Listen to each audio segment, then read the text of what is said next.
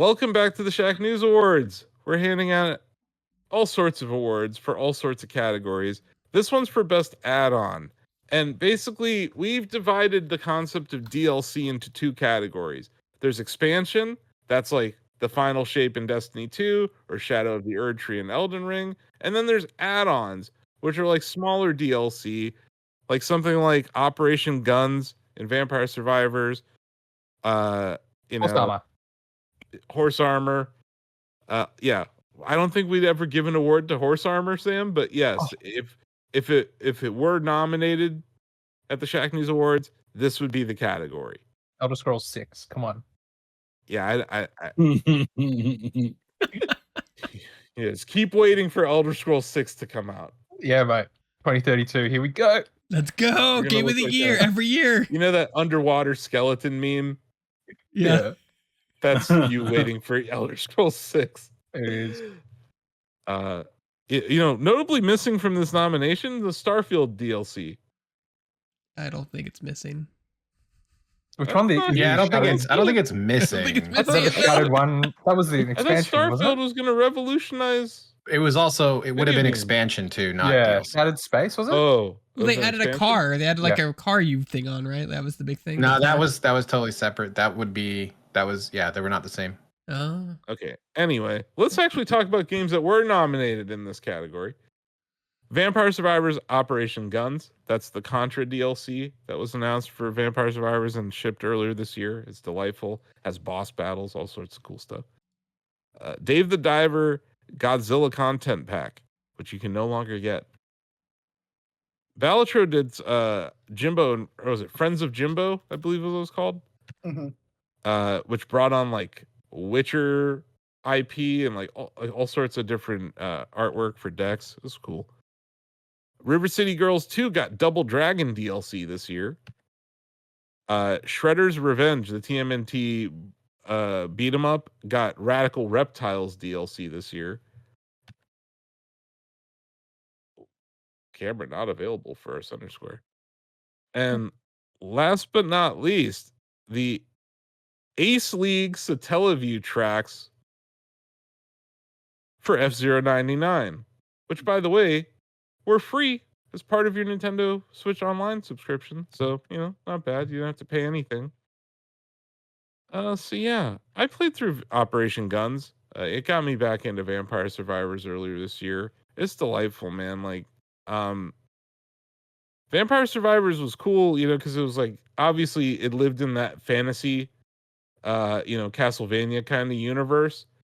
But to see them work with Konami and their first collaboration was Contra, I was kind of worried because, this is a game where you're throwing knives or you have these, crosses that fly around you or whatever. Like, it was all very medieval looking. So to add something like automatic rifles, I was kind of concerned about. It's great. The rocket launcher is awesome. The spread, like things like spread fire, like the power-ups that you get in Contra, you get in this mode. So they do really a ton of fan service to Contra fans. But also, like, the level designs are informed by Contra. There's even a boss battle that's like the style of Contra in this DLC. It's excellent. And yeah, $3 game, and they're starting to ship $3 DLCs. I don't feel too bad supporting them for that price, considering how many hours of fun I've had in their game already. But yeah, I would say that Vampire Survivors Operation Guns was a very worthy nominee in this category. Dave the Diver Godzilla Content Pack, you can't get that anymore. It's gone. So it was like a limited time DLC. I don't know if that's a good thing or a bad thing in this category. I think it's always bad. Nothing should be gone forever. It's, you know what I mean? Just for historical purposes. I think it's weird because like Toho is still owned by Godzilla, but through certain contracts, Universal can license it out to like multiple things. So it might have been a Universal thing, and like Toho was like it's only limited. So it's weird that Godzilla is in weird copyright location right now in terms of what they can do. He's in Fortnite, but it's the Universal Godzilla, not the Toho Godzilla. TJ, that's why the Godzilla scream in that Fortnite trailer is different than the trademark Godzilla scream. Yeah, that's so. I think when we announced or when we came up with these nominations, David, that announcement hadn't even come out yet that Oh, that it was temporary. At least when it was nominated earlier this year, that wasn't the case. okay. But to Greg's point, that's been a problem with the Godzilla IP across everything: television, Right. film, and now video games, probably music too. Universal always out there doing their damn thing, their IP. Yeah, Jimbo and Friends or Friends of Jimbo. I don't know. I didn't buy it. This is like it's purely cosmetic, right, TJ? This DLC. Uh, as far as the David the Diver thing, or No, the Balatro. oh yeah, no, that's those are just all cosmetic, but they're Oh, wow. fun. Like for the most part, you didn't even have to buy them; they just added to the game whenever they were ready. Uh-huh. And it's nice to have just little bits of content like that, where it's like you don't have to do anything; it's already there for you. Mm-hmm. Yeah, it's just random. But it was cool. It was like a Super Friends of indie games, and then like some AAA stuff showed up. Like seeing CD Projekt working with Local Thunk was cool. Yeah. Local Thunk's awesome year just continues. River City Girls 2 got Double Dragon DLC, which just makes all the sense in the world. That's like logical and cool. And can we get like we need like good Double Dragon. I know that we're starting to. You guys played something. Was it Revive out there in Tokyo Game Show? But like it feels like that's an IP that can. It's like time. We've seen all these beat 'em ups kind of show up, right? And it's like Double Dragon for a while was like the co-op beat 'em up king of the NES, and maybe it's time. And River City Girls 2 by itself is a great and fun game.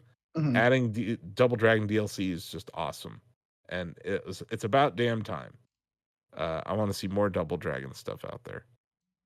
It's really funny too because that game is almost entirely voiced. So what they do is if you play as Billy or Jimmy, the cutscenes will still have the girls in it, but everything else, like it'll be Billy and Jimmy reacting as if they're the main characters of the game. And it's kind of funny the dialogue that they have where like they're supposed to be pretending to be like high school kids, but it's two grown ass men beating up a whole bunch of a town full of high school kids. Mhm. It's pretty good. So many lawsuits. They lean into the humor nicely. So many lawsuits. So many people going to jail. When this is all over, everyone's getting arrested. And then just so we can keep this train moving down the tracks, TMNT Shredder's Revenge Radical Reptiles added 2 characters from the 87 show, Mondo Gecko and Mona Lisa. I will say that, like, I don't know. Was it one of them an original character? I thought one of them was an original character. According to the Nintendo eShop, neither of them are original characters. So if you trust Doug Bowser, which I don't know how much you trust. You do? Yeah. He taps your phone, so he's trustworthy. Yeah. But yeah, I don't know. It's not. It's add-on. It's add-on. This isn't DLC, fine. right? Not expansion. It's add-on. Little thing. No, but like even compared to some of these other nominees, I just don't think it's that great. Like the Operation Guns DLC for Vampire Survivors is like huge compared to this. Dave the Diver getting Godzilla is just like a what the hell kind of that's cool moment. Yeah. Mind you, we're coming off of Dimension Shell Shock where we got Usagi, Yojimbo, and a survival mode. Thank you. Those were like huge. That's what I was getting at, TJ. Yeah. And compared to that, this is kind of like who in the first place. Mhm. And secondly, it's just a couple more characters, which is fine. Yeah. Keeps the game relevant and stuff. You know, maybe you're going to pick them up, but like, yeah, I was only maining like Donatello or Leonardo. Like, I didn't need, you know, maybe occasionally you play as like April or Casey, right? But like, I don't know. All the characters that I wanted to play as were already there, so maybe that's why it just didn't land with me as much as it could have. The game's great. Like TMNT Shredder's Revenge is still a very fun game. And if you have like friends over, you want to just shut off your brain and play some co-op beat 'em up, that's the game. So it's good that they have more options for that, but it's like it's not moving the needle for me at all. Mhm. But I think a worthy nomination nonetheless. Now, this last one, I mean, come on. What a year it's been for F-Zero, the franchise, and F-Zero 99. But, like, David, did you think we were ever going to be able to play Satellaview tracks from F-Zero? I never thought we were going to be able to play Satellaview anything. Right? Honestly, like, yeah. And then this happens like the week after Miyamoto did the museum direct, right? And Yep. the Satellaview games there's a display for them at the Nintendo Museum. So like, like if Nintendo wants to bury something, they can very easily.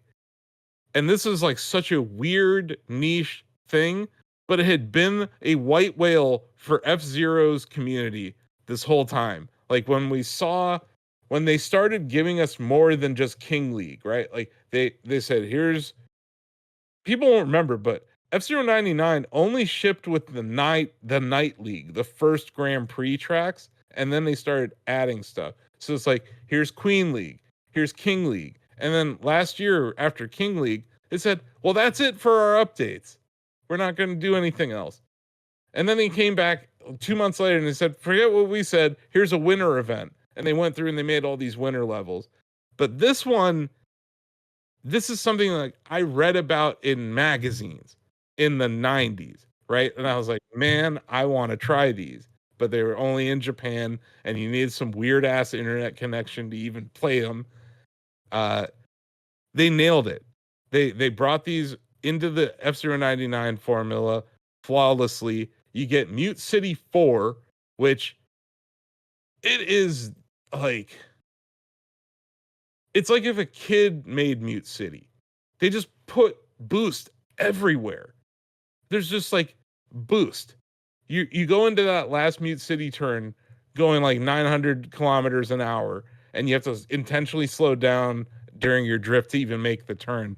But it's just like, I always wondered what Mute City 4 felt like. Well, now I know. And then it's like, boom, right after, here's Big Blue 2, which is like Big Blue, obviously that iconic song that everyone knows from all the different iterations of it, and even in kart. But yeah, Big Blue 2 is a very challenging thing. Every single one of these tracks did that thing that I wanted. It adds sweet jumps and boosts. And this one is like, there's this jump where you go off of the track into the water. There's a jump in the water, and then you go back onto the track. These are some of the most difficult original F-Zero tracks out there. There's 2 sand oceans in them. The mechanic that they brought in, basically during the second lap of the sandstorm levels, a dust storm moves in. So you can barely see in front of you. So this is like environmental effects that are showing up in this game. You have like the wind and death wind. The sand is a big deal in that one. And then, yeah, there's a silence too. And Silence 1 at the end of Night League is like one of the hardest tracks. It's basically only 90-degree turns, so it's like very challenging. This one there is an insane jump combo you can do to skip like half of the track. And that's like, of course, everyone who's ranked S8 or above with me, they know that path. So it's like, this is by far the most challenging Grand Prix in the entire game, just because I don't think people are as experienced in it. But at the same time, like, it's just flawlessly done. This cost $0. It's just part of your Nintendo Switch Online subscription.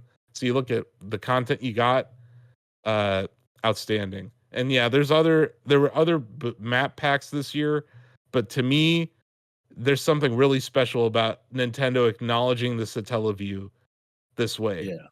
Yeah. That's why it is nominated in this category. So yeah, what do you guys say? Should we vote? Let's vote.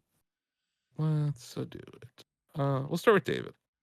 I'm going to vote for this Satellaview track simply because it's a video game historian. I love this stuff. I love seeing these come back so that new fans can experience them. I mean, as far as new fans are concerned, maybe they just see these as brand new tracks, but I think everyone here who grew up with F-Zero kind of knows what these are and understands the significance of these being added. And I just think it's really cool. Mm-hmm. Donovan voted for Jimbo and Friends. Denny.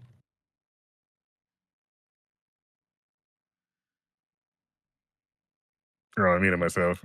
Yep. There we go. I think I'm gonna go with the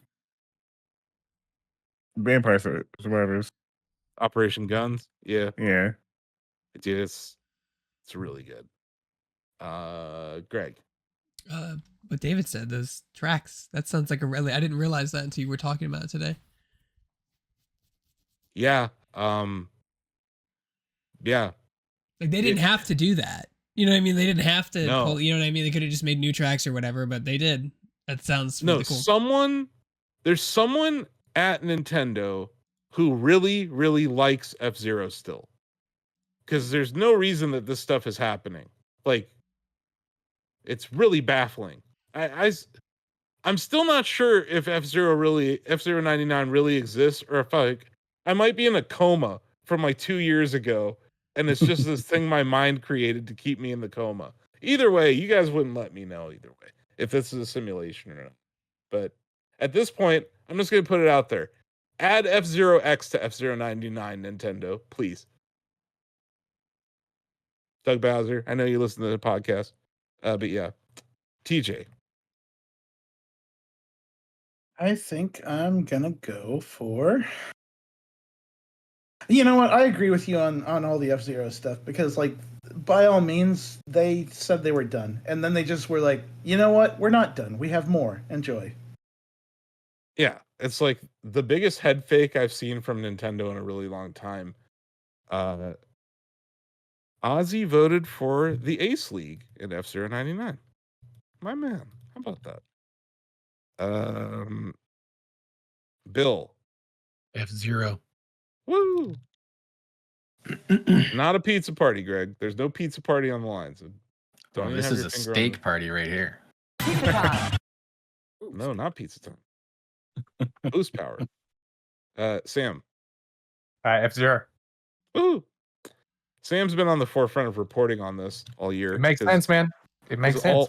All the news breaks only when Sam's around the virtual office. It's like between 9 p.m. and like 2 in the morning. That's been the sweet spot for F-Zero 99 announcements. Why? Yeah. I don't know. They don't even send emails about them. They're just tweets usually. Yeah. But it's a great win for the fans, man. Like, yeah. What can you say? Absolutely. Let's see. Steve. I'm going F-Zero also. My man. You never played it on stream, did you? No. Maybe someday. See, I got Ozzy's vote in there. I got Donovan's vote in there. Yeah. This may surprise you guys. I'm gonna vote for F-Zero 99's Ace League. What? Yeah, I know. It's great, guys. What a fever dream of a year for F-Zero fans. This is wild. But like, the way that F-Zero Twitter lost their shit over this announcement specifically, like David, like they understood the historical significance too. Yeah. Like, that's a big deal. And man, if that means that we're gonna get more Satellaview stuff on Switch Online, that's awesome. Yeah. Like, that's really cool. Like, you're talking about game preservation, but also like fan service. This is fan service here. Like, F-Zero 99, it has to be more successful than they thought.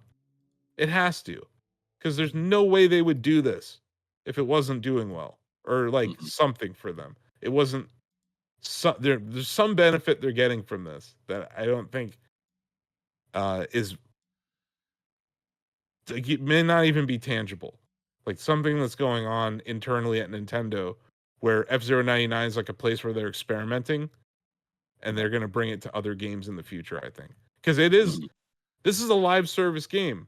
This is like Nintendo has made a live service game and it's going to continue on the next generation, kind of like Fortnite did, where it straddled PS4 and 5 like flawlessly. I think what Furukawa said about the transition to Switch 2, it's going to have Switch Online apps. Like, all these apps are still going to be there. Like, for the first time ever, we're not going to have the drip drop of Virtual Console repeat or the drip drop of Switch Online again. Although I'm sure we'll get a GameCube app and they'll drip drop all over that crap. But yeah, what a time to be an F-Zero fan. It's really something else. But congratulations, Nintendo, and all you devs out there. Like, I appreciate you guys. Nintendo won't let me talk to you. I've tried. I've really tried, guys. But I don't know. Maybe I'll just start sending them fruit baskets or something. No one's gonna reject a fruit basket. If you're at the office in Redmond and you get this lovely fruit basket addressed to the F-Zero 99 devs, what do? You're not gonna turn it away. No. Yeah. So anyway, keep your eye out for a fruit basket, Nintendo. But also, you won the Shacknews Award for the best add-on of the year 2024.